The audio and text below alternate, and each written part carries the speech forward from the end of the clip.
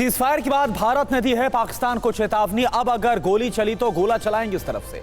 DGMO से बार बार गिड़गिड़ाया पाकिस्तान और झूठ पकड़े जाने पर बैकफुट पर कैसे आया चीन। इन खबरों के लिए आप देखिए ऑपरेशन सिंदूर। जय हिंद टॉप 9। भारत पाकिस्तान के बीच सीजफायर के बाद आज दोनों देशों के बीच डीजीएमओ स्तर की बातचीत होने जा रही है। दोपहर 12 बजे सीजफायर को सही तरीके से जारी रखने के सिवा किसी और मुद्दे पर चर्चा नहीं की जाएगी। डीजीएमओ ने साफ कहा कि आतंकी ठिकानों पर हमले के बाद जब हवाई ठिकानों पर हमले शुरू हुए तो पाकिस्तान बैकफुट पर आया। ऑपरेशन सिंदूर खत्म नहीं हुआ है। सूत्रों के मुताबिक पीएम मोदी ने कहा है कि पाकिस्तान के बारे में भविष्यवाणी नहीं की जा सकती।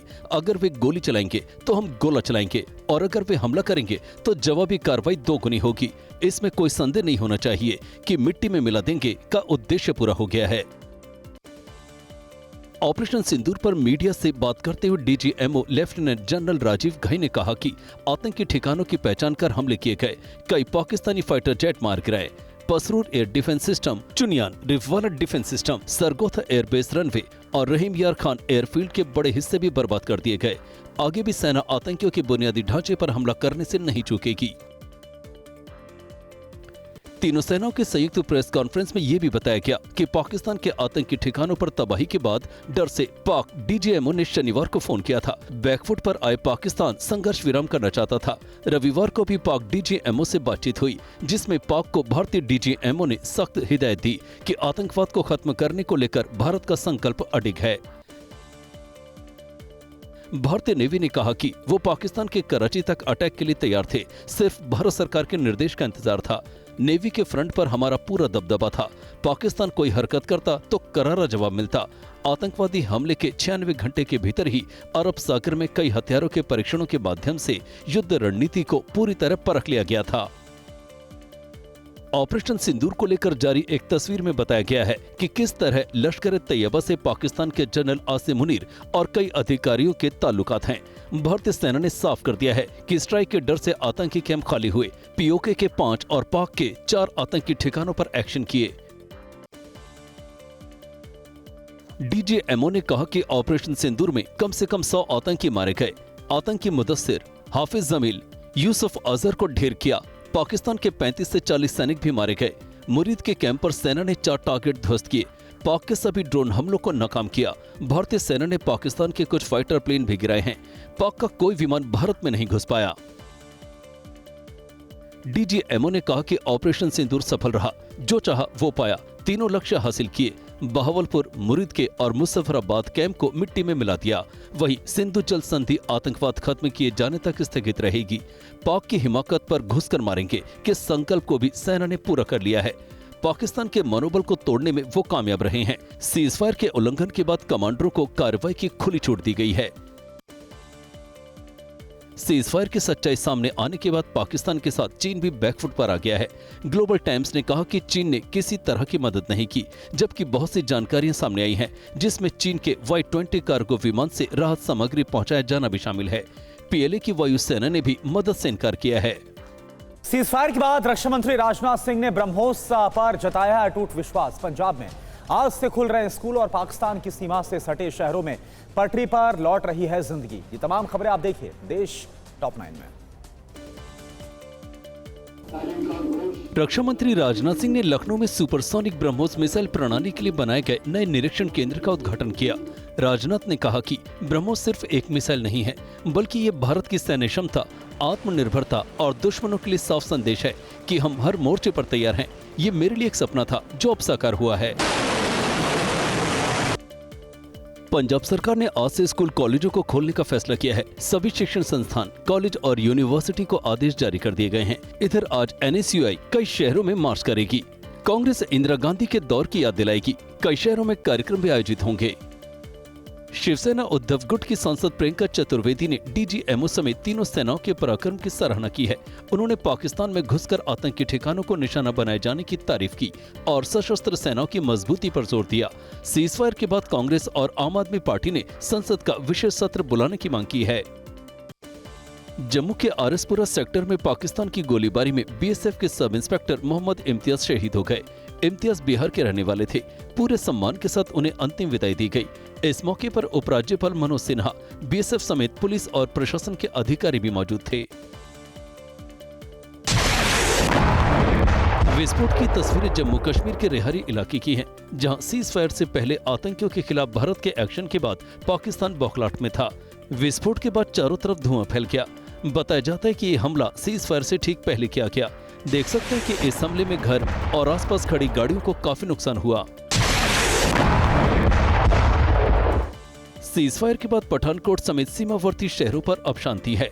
बाजारों में रौनक लौटने लगी है, जनजीवन पटरी पर लौटने लगा है। राजस्थान के बॉर्डर जैसलमेर में भी हालात सामान्य होने लगे हैं। लोगों ने भारत सरकार के हौसले और सेना की पराक्रम की तारीफ की और कहा कि वो देश के लिए एकजुट हैं।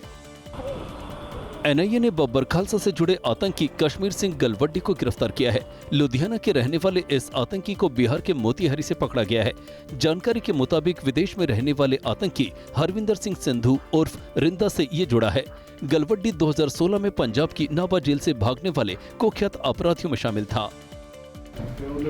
पाकिस्तानी जासूस होने के आरोप में पंजाब की मलेरकोटला पुलिस ने एक महिला समेत 2 लोगों को गिरफ्तार किया है।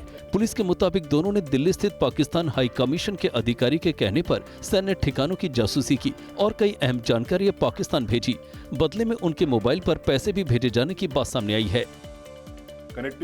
सर्वोच्च न्यायालय के मनोनीत प्रधान न्यायाधीश भूषण रामकृष्ण गवई ने कहा है कि संविधान सर्वोच्च है।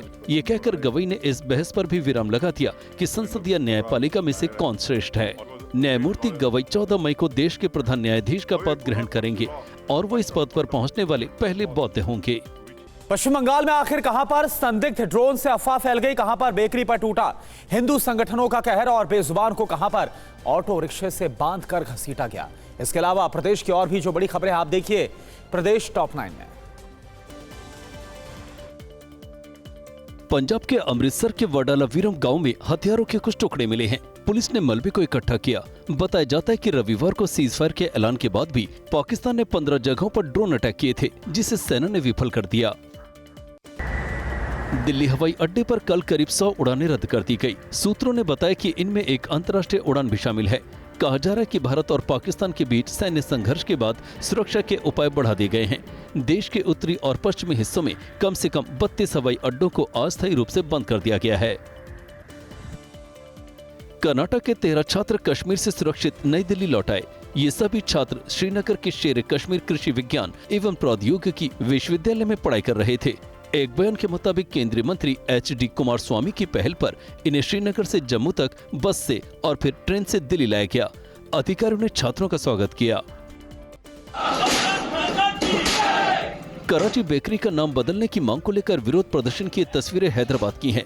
पुलिस के मुताबिक करीब 10 से 15 लोग शमशाबाद स्थित कराची बेकरी स्टोर पहुंचे और पाकिस्तान विरोधी नारेबाजी की। इसके बाद प्रदर्शनकारियों ने दुकान के बोर्ड को तोड़ने की कोशिश की। बंगाल के मुर्शिदाबाद में एक ड्रोन मिला है। बीएसएफ ने इसकी जांच की है। बताया गया कि ये ड्रोन घातक नहीं है। दक्षिण बंगाल फ्रंटियर ने लोगों से अपील की है कि सीमा पर अफवाहें न फैलाएं। ड्रोन फोटोग्राफी के लिए भेजा गया था, जिसमें कोई पेलोड क्षमता नहीं है। छत्तीसगढ़ की राजधानी रायपुर में देर रात एक दर्दनाक हादसे में 10 से अधिक लोगों की मौत हो गई। पुलिस के मुताबिक चौथिया छुट्टी कार्यक्रम के लिए ये लोग वाराणसी से लौट रहे थे। सारगांव के पास हताहत लोगों की गाड़ी एक ट्रक से टकरा गई। घायलों का इलाज सामुदायिक स्वास्थ्य केंद्र खरोरा और मेडिकल कॉलेज में चल रहा है। केरल में निपा वायरस से पीड़ित एक महिला मिली है, जिसकी हालत गंभीर बनी हुई है। वलंचेरी की 42 वर्षीय महिला का फिलहाल इलाज चल रहा है। बयान में कहा गया कि इस मरीज के संपर्क में आए 11 और लोगों के जांच परिणाम नेगेटिव आए हैं। 10 लोग निगरानी में हैं, जिनमें से 2 को आईसीयू में भर्ती किया गया है। देर रात कल दिल्ली एनसीआर में तेज हवाओं के साथ हल्की बारिश हुई, जिससे लोगों को बढ़ती गर्मी से एक बार फिर राहत मिली। मौसम विभाग ने ऑरेंज अलर्ट जारी किया है। हरियाणा के चरखी दादरी के कई हिस्सों में तेज बारिश हुई। इधर दिल्ली में भी अचानक मौसम बदला और कहीं कहीं बारिश की हल्की फुहारें पड़ी। मौसम विभाग ने ऑरेंज अलर्ट जारी किया है। बेजुबान पर इंतहा की तस्वीरें यूपी के ग्रेटर नोएडा की हैं। देख सकते हैं कि ऑटो रिक्शा चालक ने क्रूरता की हदें पार कर दी। कुत्ते को बांधकर घसीटने का ये वीडियो वायरल है। 5 सेकंड का ये वीडियो ढाड़ा गांव के पास का बताया जा रहा है। ऑटो रिक्शे के पीछे बंधी रस्सी से कुत्ता लाचार दिख रहा है।